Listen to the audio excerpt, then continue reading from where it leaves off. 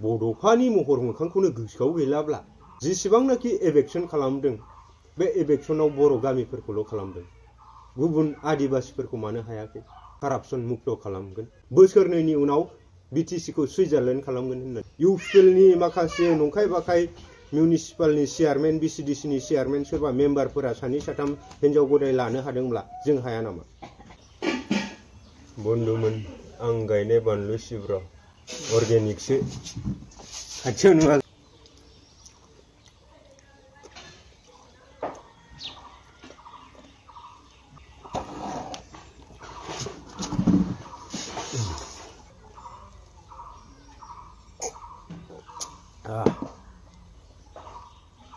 어제 풀리시면 나말래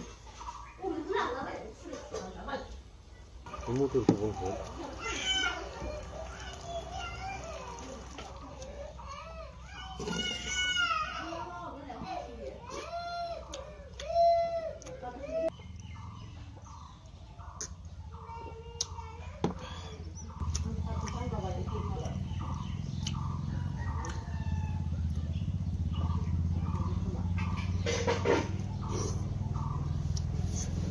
저기 알래 본드문 बेदर बायना जानो नै सयाबिन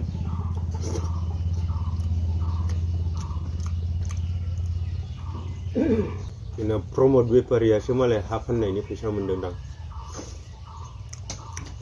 मा बुंबाय बेयो हाग्रामा सेरखौ बाबा रामदेबनो हा फानजोब्बाय होननानै बै बिजिनि बङाइगाव सापागुरिनि ओरैजाय गुरुकुल स्कुल खुलिनो ना मानो बेवहाय बाबा रामदेबनो हा फानजोब्बाय होनबाय दा गावहा मा खालामखो पर्बत जरानि जाय बर'फोर थानाय बर' गामिनि हाखौ आदानिनो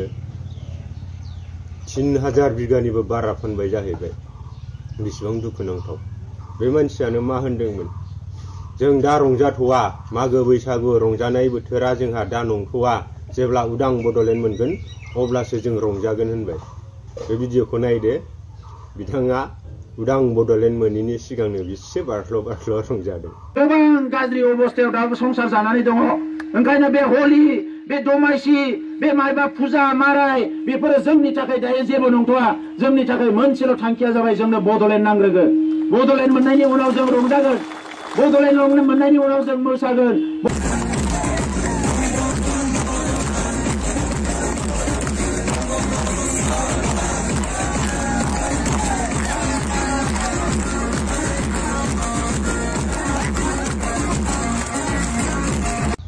3000 बिगानिबो बारा फानबाय जाहैबाय बेसेबां दुखुनांथाव बे मानसियानो मा होनदोंमोन जों दा रंजाथ'वा मागो बैसागु रंजानाय बोथोरा जोंहा दा नंथ'वा जेब्ला उदां बड'लेण्ड मोनगोन अब्लासो जों रंजागोन होनबाय बिथाङा उदां बड'लेण्ड मोनैनि सिगांनो बिसे बारस्ल' बारस्ल' रंजादों नङा होमबा दा दुखु गोनां बाथ्रा आरो दिनै नोंथांमोना नुबोबाय थादों इउपिएलआ बिटिसिनि सरकार जानाय लोगो लोगो बा बिटिसिखौ इउपिएल दोलोआ सरकार सामलायनाय लोगो लोगो बिटिसि हालामनि बांसिन मानसिया दोनखारलायनाय हाबा जाखानाय हौवाया गथ' गथाय गोनांखा हिन्जावफोरखौ लाना खारनाय सोरबा फिसाय गोनांखा गथ' गथाय गोनांखा हिन्जावा सोरबा बै न'खर गोनांखा फिसा फिसौ गोनांखा हौवाखौ लाना खारनाय बेबायदि गोबां नुबोदों आरो बांसिनै मा नुदों बिसिनि मिउनिसिपाल बर्डनि चेयारमेन सोरबा प्राइमारि मेम्बार बिसिडिसि चेयारमेन सोरबा एमसिएलए बेसेबां माने आइजोफोरनि केलेंकारि बेसेबां भाइरेल जानाय मा नायनो बे इउपिएल सरकारा बर' समाजाव मा फोरमायनो नाजादों जों बेखौ मिथिया नाथाय इउपिएल सरकार फैनाय लोगो लोगो बिटिसिआव बांसिन बेबायदि माने बर' समाजाव गनायजाथावै आरजाथावै माखासे सावगारिफोरखौ बै इउपिएलनि दैदेनगिरिफोरा दिन्थिबाय थादों जानो हागौ बिथांमोना बै समाव सुजुग सुबिदा मोनाखैमोन दा सुजुग सुबिदा मोननाय लोगो लोगो जाय फाराफारि माने थाखा जाख्ल'नाय बै हिन्जावफोरजों बेबायदिनो माने आरजाथावै खामानि मावनाय बैफोरखौ जों नुनो मोन्दों जायखौ नारि केलेंकारि होननानै बुङो दा बेफोरबायदिखौ जों बांसिन नुनो मोन्दों बेखायनो जों मा बुंनो सानदों दिनै प्रमोद बर'आ हाजारखि गोथाव गोथाव बुङाथों मानो बे प्रमोद बर'नि खोथाया माने ओंथि गैया जेरै अनला ओंख्रियाव आगान थाया थिग प्रमद बर'नि रावाबो बेबायदिनो बिनि मोनफ्रोमबो सेन्टेन्सआव भेलु गैया मिथिबाय बेखौसो जों सानना लानांगोन प्रमद बर'आ जायखि जिखि बे हब्रालाबाय थाथों बिनि बै खारै नांनाय सालायथों बे स्लिप स्लिप जेसेबांखि बुङा मानो बिथाङा आरो फिन खनसे बर' रायजो राजाफोरनि गोसोखौ जै खालामनो दा हाथों गोदोनि समावथ' जेब्ला बिथाङा उदां बड'लेण्डनि थाखाय सोमावसारदोंमोन बै समाव बयबो नंगौ आरो फोथायनायजों बिथांखौ सापर्ट होनानै खनसेनि थाखाय बिथांखौ सरकाराव लाबोदोंमोन नाथाय बिथांखौ नुबाय दा जेबो मावनो हायासै इभेन बर'फोरनि हा जाय बर'फोरा हानि थाखाय नांनाय बे हाखौनो आदानिनोसो फानना जाबावबाय होमबा बे बेसेबां दुखुनांथाव पावार प्रजेक्टरा जोंनियाव बेयाव बाहायजागोन ना बाहायजाया बिनि गेजेरजों प्रमद बर'आ आदानिनो हा फाननानै बेसेबां लाब जागोन जाया जोंहा मिथिया खिन्थु दुखु गोनां बाथ्राया बेसो थोंजोङै बर'फोरनि हाखौ दिनै आदानिनो फानबाय पर्बत जरायाव बेसेबां दुखुनांथाव बेनोलायनो जों उदां बड'लेण्डनि थाखाय नांगोन उदां बड'लेण्ड मोनोब्ला जोंनो हा नांगौना नाङा रायजोफोर ना हा गैयालासिनो जोङो बबेबा बै ग्रेभिटिफोराव गसंलाबायनानै उरायलाबायना थानानै जोङो माबा उदां बड'लेण्डखौ बिनोसै नामा दा प्रमदआ बिनि थाखाय बुजिनांगोन ना नङा आरो बे प्रमद बर'जों थाफानाय सेलादार बेलादार बिथांमोना बर'नि थाखाय नांनांगौना नांनाङा प्रमद खिफिनाय मानि मोनामसुनोसै नामा जेरै हिमन्त खिफिनायखौ प्रमदआ मोनामसुयो दा प्रमदआ जि नंगौबाबो नङाबाबो बेखौनो नंगौ बेनो मोजां होनबा बेखौनो हय हय होननानै बर'फोरा मावबाय थानोसै नामा दुखु गोनां बाथ्राया बेसो न' दाउट दिनै बड'फा उपेन्द्रनाथ ब्रह्मनि थैनाय सान बेयाव आं जौ लोंनानै बेबायदि कन्टेन्ट लाबोनो मोनामोन नाथाय दिनै जाय बर'नि बिफा उपेन्द्रनाथ ब्रह्म बिथांनि मुसुखाखौबो दिपेन बर' बायदिसो महर होबावबाय बर' हारियावनो मेरला बेबायदि मुसुखा बानायग्रा दंमोन दिल्लीयाव बिथां बायदि मुसुखा बानायनो हानाय रावखौबो मोनासै नामा दिपेन बर' सारमोना दा गावनि बायदिसो एखे मोखां बानायबाय माथो अब्ला दिनै बड'फानि महर मोखांखौनो गोसोआव गैलाब्ला बेखौनो बानायहोनो हायाब्ला इयुनाव मा जाहैगोन गावसोरनि सरखार थानायावनो बिथांमोना मोजांखौनो मावाब्ला नो डाउट हादोंबाबो हायाखैबाबो बड'फा उपेन्द्रनाथ ब्रह्मनि मुङाव दिल्ली बायदियाव बा भारतनि राजधानी केपिटेल बायदियाव बड'फा उपेन्द्रनाथ मुंनि मोनसे गोलाव लामा सोरजिनो थांबाय बा दिनै इनागुरेसन खालामगोन बेखौ जों वेलकाम खालामो गैयाब्लाबो जों भारत हादरनि सुबुंफोरा मोनथिगोन बड'फा उपेन्द्रनाथ ब्रह्म होननाय लोगो लोगो बे बर'नि सासे बिफामोन बर' हारिनि थाखाय बिथाङा बर' हारिनि खैदां खैफोद माखासे मुगैजानाय नासयजानाय गादब जानायनिफ्राय रैखाथि होनो थाखाय बिथाङा गावनि बेसेन गोसा समफोरखौ होलांदोंमोन बिनि थाखायनो दिनै बर' हारिया बड'फाखौ बर' हारिनि बिफा होननानै मान होयो होननानै बिनि सिनायथिखौ मोनदोंमोन नाथाय मुसुखाखौनो मानो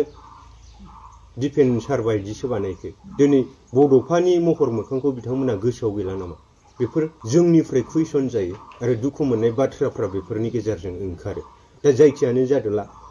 बिथांमोननि सायाव आं गोबां बुंनो थाङासै नाथाय दिनै प्रमद बर' बायदिया दिनै मा खालामबाय थादों सोरबा इस्टि स्टेटास होनाय होयै बेफोरखौथ' आं बुंबावला खिन्थु दिनै बिथांमोना सरकाराव फैनाय लोगो लोगो जेसेबांनाखि एभेक्सन खालामदों बे एभेक्सनाव बर' गामिफोरखौल' खालामदों गुबुन आदिबासिफोरखौ मानो हायाखै अना बर'फोरखौ मानो हायाखै बिसोरबोथ' इलिगेल इनक्रोचमेन्ट खालामनानै बिथांमोनाबोथ' थानानै दं बेदखलखारि हिसाबै अब्ला बिथांमोननि सायाव मानो बिथांमोना एभेक्सन खालामनो हायाखै बर'फोरखौल' खनसे नङा खननै नङा खनथाम खनब्रै बिथांमोना न' सिफायनानै होदों गोदाव सोराव थासारिजों भुगिनांहोदों अब्ला बैबायदि प्रमद बर' बायदि सासे जाय बर' हारिनि सासे सेकेन्ड बड'फा मुं मोनलायनो नागिरनाय बिथाङा दिनै बर' हारिखौ बबे लामाजों लांदों दिनैनि दिनाव प्रमद बर' बायदिखौ जोलैनि हांगार होननानै बुंदों प्रमद बर'नि दादागिरिया सोलिया होननानै बुंदों अब्ला बिथाङा लाजियासै जाय समाव हाग्रामा महिलारि बिथांखौ बर' हारिनि जोलैनि हांगारसो बर' हारिनि सुथुरसो होनबोदोंमोन दा गावहा मानो बुंजाफिनखो जुदि गमामायैनो गाव जे सासे बर' बिमानिफ्राय जोनोम मोननायबा बिथांनाव बर'नि थै दंब्ला बिथाङा दिनै खनले खनले बर' हारिनि बर' बिमानि हाखौ सेख'बाय थानो नागिरामोन मालायनो मा फाननो दरखार दं बिथांमोननि सरकाराव मानो थाइसेबो थाखा लायालासिनो बिथांमोना मानो कारापसन मुक्त खालामगोन बयनोबो न'खर न'खर साख्रि होगोन बहा सोर मोनखो बिथाङा बुंदोंमोन जोंनि सरकार फैनाय लोगो लोगो डेट मिन्स इउपिपिएलआ सरकाराव फैनाय लोगो लोगो बोसोरनैनि उनाव बिटिसिखौ सुइजारलेण्ड खालामगोन होननानै बुंदोंमोन सुइजारलेण्डआ बहा थांखो प्रमद दा नोंबो सिमाङावसो नुदोंमोन सुइजारलेण्डखौ नोंनि बिटिसिखौ सुइजारलेण्ड खालामनो थांखि लानाया मा जाखो बेखौ होनबा नोंथांमोना कनसेप्सन लायगोन खुगाजों जेबो जाया बेखायनो प्रमद बर' बायदि लिडारखौ फोथायनाङा प्रमद बर' बायदि लिडारखौ फोथायनाय माने जोंनि बे बाय बाहागिफोराबो सोरबा बिनानाव बिब' बिमादैफोराबो गोदान हौवा लागोन खारगोन जोंनि फंबाय आदै माबामोनाबो हिनजाव गदाय लागोन खारगोन बेबायदिसो जागोन स' बेफोरखौ फोथायना लाब गैया दा जोंबो हिनजाव लानोसै नामा इउपिपिएलनि माखासे नंखाय बाखाय मिउनिसिपालनि चेयारमेन बिसिडिसिनि चेयारमेन सोरबा मेम्बारफोरा सानै साथाम हिनजाव गदाय लानो हादोंब्ला जों हाया नामा जोंबो हिनजाव गदाय लानोसै आरो आं हिनजाव गदाय लानायखौथ' आंनिफ्रायथ' अबजेक्सन गैया नाथाय बाथ्राया अबजेक्सना आंना बेसो नों दा हिनजाव गदाय लानानै खारबाय साननैसो नोंसोर देहायारि गोजोनलायनायनि उनाव बै लाना खारग्रायाबो न'आव थाफैफिनगोन लाना खारजाग्रायाबो बै हौवानि न'आव थाफैफिनगोन बैसो दुखु गोनां खोथा लाना खारदों नालाय लाथाय थायनानै मोजाङै संसार जा बिदिबा आंहा अबजेक्सन गैया खिन्थु लाना खासे खारनानै बोसोरनै बोसोरथाम संसार जाफ्लानानै बै गोदोनि हिनजाव गोदोनि हौवा पुरुना हौवा हिनजावजोंनो थाफैफिनो बे बाथ्राखौ आं सुखुवा जोंबो लानो हायो मेरला हिनजाव मिथिबाय दा बाथ्राया बेबायदि आरो दा बेखिनि खोथाखौ बुंबाय बुंनांगौआवथ' गोबां खोथा दं प्रमद बर' नोंनि सायाव नों सौरागुरियाव दाबो थाङाखैना नोंनि कमिटमेन्ट होनाया मा जाखो आं मावफुंजोबनो हायाब्ला सोरनिबा लांगोनायाव मा जाखो बियो बाथ्राया बेबायदि आरोना दुखु मोनना लाब गैया इउपिपिएलनि लिडारफोरखौ फोथायनानै लाब गैया दरखार गैया उनावथ' ना गोथां खारनाय बायदि खारखायो इउपिपिएलआ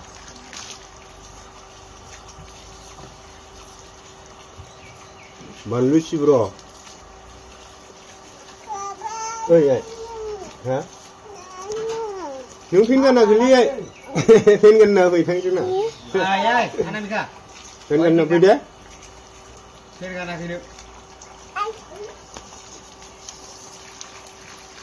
थ' गाबोन जोंनियाव पन्सायत बिसायख'थि दं बेखिनिखौनो बुंबाय दिनैनि बड'फा उपेन्द्रनाथ ब्रह्म बिथांनि रुंसारि सानावबो जों बड'फाखौ लोङै जायोबाबो मोनसे गोसोखांनानै बिथांनि सोरगोआरि जिउआ दाथ' जों बुंलायनांला बिथाङा गोदोनो सोरगोआरि मोन्दों आरो बिथाङा हायोब्ला बर' हारियाव फिन खनसे जोनोम जाफिननायनि गोनांथि दं बेखौ जों सानो आरो जुदि आफा आनान गसाया जों बर' हारिनि खैफोदनि समाव बर' हारिया जे मास्टार रेस दानायनि सिमां दं बे सिमांखौ जाफुंसार होनोब्ला जोंनि आफा आनान गसाय बिथाङा फिन बर' हारियाव बड'फा उपेन्द्रनाथ ब्रह्म बायदि सासे व्यक्तिखौ जोनोम होफिननायनि गोनांथि दं होननानै आं सानो। स' एसेनोसै, गोजोन्थों, थेंक इउ।